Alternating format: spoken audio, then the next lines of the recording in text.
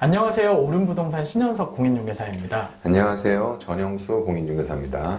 네, 저희는 오늘 왜 지금 용산 빌라에 투자를 해야 할까라는 주제로 이야기를 나눠보려고 하는데요. 요즘에 서울에서 용산만큼 핫한 지역이 없을 거예요. 그런 용산에 빌라 투자를 해야 한다. 네, 맞습니다. 네. 오늘은 아파트가 아닌 빌라, 그것도 용산 빌라 투자 이야기를 해보려고 합니다.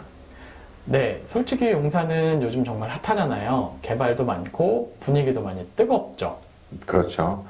용산은 강남 3구를 제외한 서울의 중심이고 한강벨트의 정점으로 국제 업무지구 같은 국가급 개발 호재가 밀집된 곳입니다. 주거의 핵심인 교통 인프라는 이미 최고 수준이고요. 또한 업무시설 및 생활 인프라의 인접성이 아주 뛰어난 위치에 있습니다. 완전 서울의 중심 중에 중심이죠. 네, 맞습니다. 네. 근데 왜 빌라에 투자를 해야 한다는 거죠? 대부분 투자자분들은 보통 이제 간편하고 깔끔하다고 느껴지는 아파트에 관심이 있으신다. 아파트 좋죠. 근데 그 지점이 포인트라고 생각하는 게 아파트는 초기 투자 비용이 크고 투자 기회가 적어요. 진입장벽이 높다는 얘기죠. 반면에 빌라는 상대적으로 저평가된 매물들도 많고 투자금 대비 수익률도 높은 편에 속합니다. 수익률이 높다라고 하시는 거는 재개발에 대한 호재, 그 기대감으로 인해서 그렇게 말씀을 하시는 거죠? 네, 당연하죠. 재개발 사업이라는 게 기본적으로 기반시설이 부족한 노후 주거지역 전체를 정비하는 사업이니까요.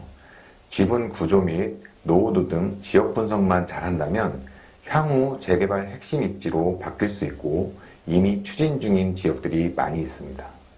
그렇군요. 그런데 우리는 지금 이재명 대통령 시대를 살고 있습니다.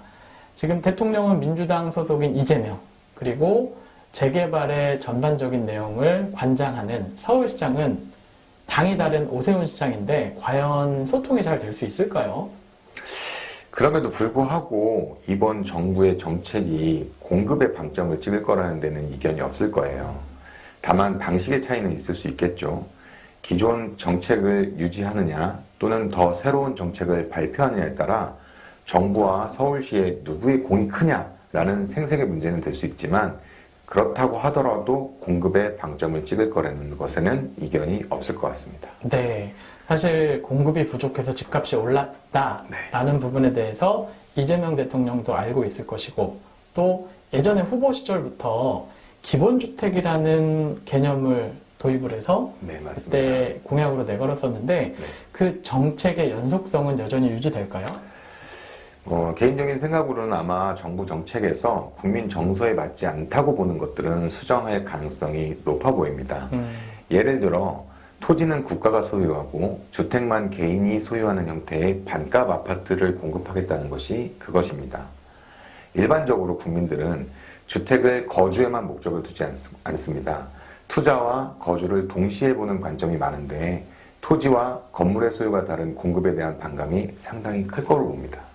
아직 국토부 장관 등 주요 내각 인선이 마무리되지 않아서 구체적인 정책은 알 수 없지만 역시 기존 공약을 그대로 추진할 가능성이 높다라는 생각이신 거네요. 네, 맞습니다. 그러면 그 내용을 토대로 정책을 예측해서 먼저 투자를 하는 게 중요하겠습니다.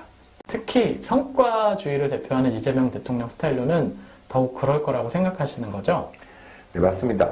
이번 정부는 대통령의 행정력과 과반 이상의 의석수를 확보한 입법 능력이 있는 힘있는 정권이니까요.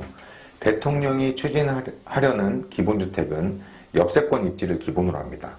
역세권 지역에 500% 이상 용적률을 적용하여 공급주택 수를 많이 늘리자는 것이 핵심이거든요. 네. 이 추진 방식에는 변함이 없을 것이라고 생각합니다.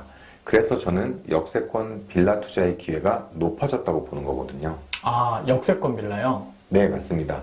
역세권의 기회가 있을 것 같습니다. 투자는 시기가 중요하다고 봅니다. 진입장벽이 더 높아지기 전에 들어가는 것, 그게 부동산 투자의 핵심이 아닐까요? 그럼 용산이면서 또 역세권 지역은 향후 기대감이 상당히 높겠네요. 네, 맞습니다. 네. 용산이 생각보다 재개발이 오랫동안 추진되어 왔어요. 지정, 해제, 재지정 같은 반복된 지역이 많습니다. 그만큼 주민들이 재개발 요구가 높은 지역이고 따라서 용산 역세권은 언제든 한남 뉴타운 같은 곳이 될 수 있는 지역들이거든요. 또 이재명 대통령은 대표적인 성과주의자고 따라서 빠르게 성과가 나는 사업을 추진할 것으로 예상합니다. 네. 대규모 재개발, 재건축은 시간적으로 빠르게 진행하기가 어렵거든요. 때문에 역세권을 소규모로 재개발하는 방식을 선택할 수 있을 것 같습니다. 네. 지금 최근에 숙대입구역 진행되고 있는 그런 케이스 말씀이신 거죠? 비슷한 케이스라고 볼 수 있고요. 네. 공급이라는 의미한 결과를 내기 위해서 현장들을 적극적으로 독려할 거라는 거죠. 예를 들어서 청파동에서 진행되는 소규모 역세권 재개발 케이스 같은 것입니다. 지리한 과정이 요구되는 대규모 사업보다는 속도가 빠르고 소규모 사업을 추진하는 정책이 나올 가능성이 있고요. 그에 따라서 인센티브도 부여할 수 있다고 보는 거죠. 예를 들어 주차 대수 완화나 용적률 상향 같은 사업성을 높여주는 정책을 말하는 겁니다.